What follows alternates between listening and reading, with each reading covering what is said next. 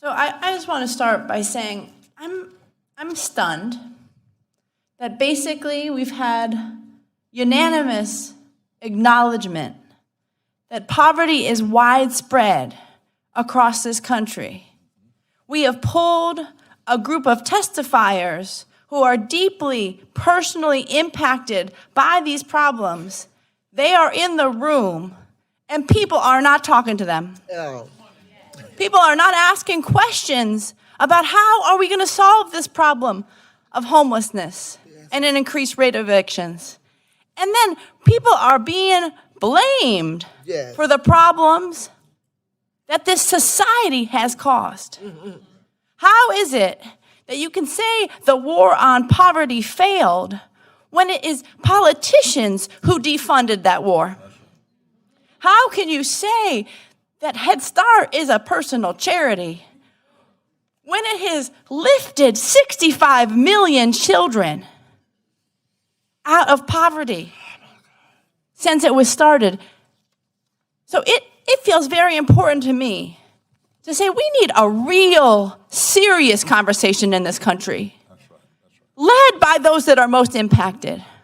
And I love this question of, does the Bible say anything about what nations, what Caesars are supposed to do? Because Matthew 25 says, I was hungry to the nations, not to a church, not to a charity, not to an individual. I was hungry. And what did your nation do? I was homeless. And did you cut public housing? Or did you start building new public housing? I was homeless. And did you allow banks to be bailed out? But families who owe more on their houses than they're worth to become homeless. We have a moral crisis in this country. It is a crisis when 250,000 people can die every year because of poverty. And people in this committee can admit that in your towns there are people hurting. Well, what are you going to do about it? What are you going to do about it? No.